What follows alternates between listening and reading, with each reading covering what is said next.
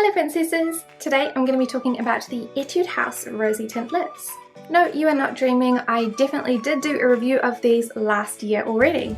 The reason that I'm redoing the review is that it is my most watched video, but it's also my most hated video. The problem is with the last video is that I was using a $100 camera and I was using Windows Movie Maker to edit my videos. So of course the quality is not as good as it now is, and I had a lot of complaints that the colours were really off. And I do agree because most of them look orange. But unfortunately money doesn't really grow on trees, so I couldn't afford a new camera or a new computer back then, but now I do have new things so I can redo the review. So I hope you guys like the review. The talking and my opinions are exactly the same as last year, so nothing has changed in terms of my thoughts of the product, but everything is updated in terms of the photos and the video. So I hope this is more accurate and you guys enjoy it more. So the product description says, delicate and soft texture with enriched rosy colour. Velvet type lips to express attractive colours. Pearl texture like velvet. Creamy texture like rich colour matte lipstick melted. Softly covers lips to express attractive rosy colours and velvet matte finish. Sponge tip applied. Round sponge tip for gradient lip makeup and detailed full cover. Tube type. Tube container to adjust amount easily. Various colours. 8 different colour variations to express from natural and fascinating lips. The plastic packaging is really pretty and moderately functional. I like that it's really sturdy and it stands on the cap really well. They don't fall over easily, which makes them easy to store and display. The downside is that the plastic packaging isn't super soft and that you need to squeeze the product out of the spongy tip. Before Blossom is a vibrant orange-based red.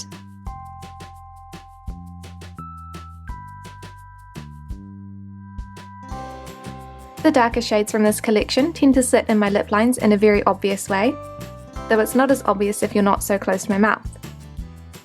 It's also difficult to get a nice shape on the lips with this type of applicator because it is created to make a gradient lip.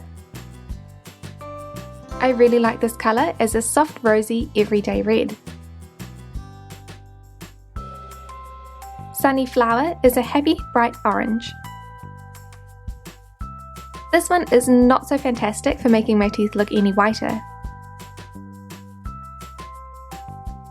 I can make this shade more vibrant by using more product, but it also increases the flakiness of my lips.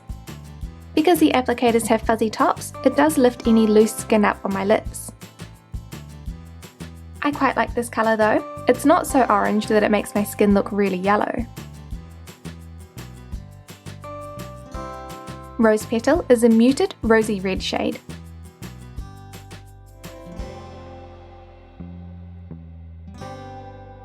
This is the perfect rosy shade for everyday wear.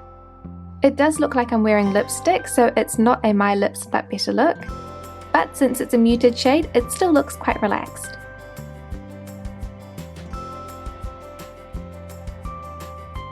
Sweet Poison is a vibrant fuchsia pink shade.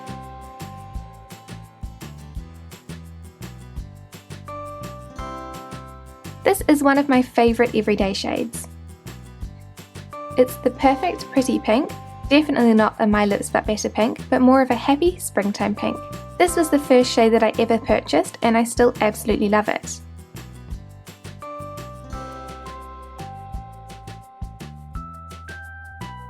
Baby Peony looks like a vibrant pink on my arm, but appears more of a bright baby pink on my lips. This shade is another one that I wear every day.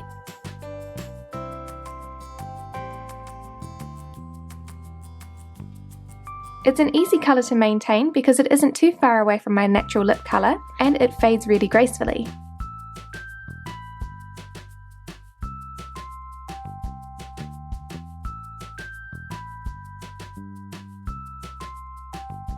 English Garden is a soft baby pink shade.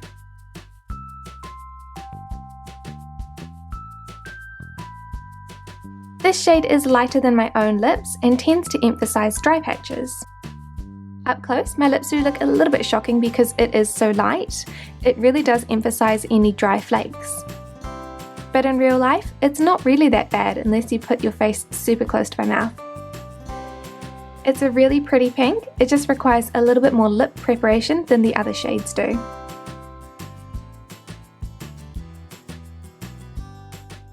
Tiros is a brown nude shade.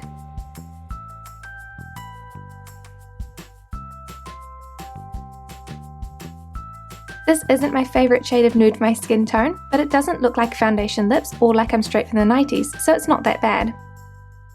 It's better on my lips than it is on the arm swatch. It does settle into my lip lines a little, but it's not very visible from a decent distance.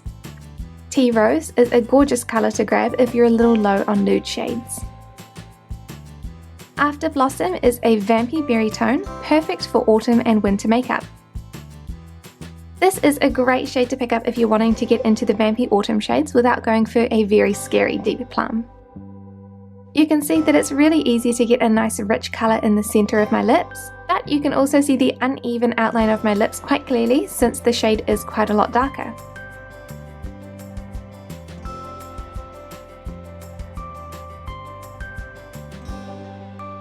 When you look at all of the shades together, the pinks look quite similar from far away.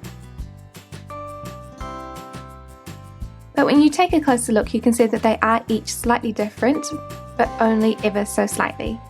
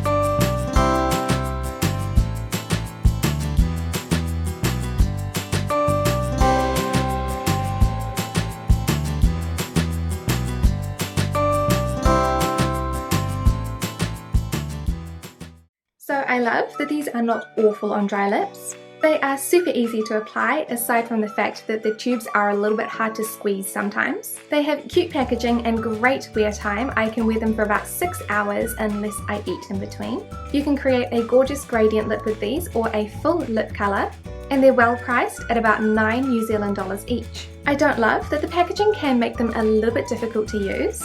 It is hard to get a crisp line around your cupid's bow and around the outsides of your lips, and if you use more than one layer, it can emphasize dry lips. Although I adore these lip products where my lips are nice and plump, they are a little bit difficult to use if you have dry lips. At the moment it is not so bad at all for me, but last year when I did the review I do remember that it was hard to get them to look nice because my lips were so flaky from taking Accutane that it was just really hard. But they do work better than a lot of other lip products on dry lips. The packaging is also super cute, but sometimes it is hard to get the product out because it is a bit of a stiff squeeze, so it can make it a little bit difficult to get a nice crisp line as well if your hands are shaking from squeezing the tube too much too. They work really well to create gradient lips because they have that really lovely fluffy applicator, but the fluffy applicator makes it a little bit hard to get a nice crisp line around the outside, but you can use a lip brush for that as well. I really enjoy using them. I really like the colour range too, though there are a couple of colours that are quite similar. At least they have a really nice vampy dark red, they have a beautiful bright red, they've got some oranges, baby pinks, mid-tone pinks as well, so the colour range is really nice. I always enjoy using them, and I think the fact that I still have them after a year as well means that I do intend to hold on to them because they are good products. The packaging is also really nice and easy to store too because you can store them tipped down, so it helps the product stay out of that little top bit, which is really stiff, so you cannot squeeze that very much at all. But otherwise they are just really nice lip products. So I would recommend the Etude House Rosy Tint lips to any princesses who are looking for a soft matte lip cream that comes in a beautiful variety of colours and really cute packaging. Thank you so much for watching this review, and I'll see you next time.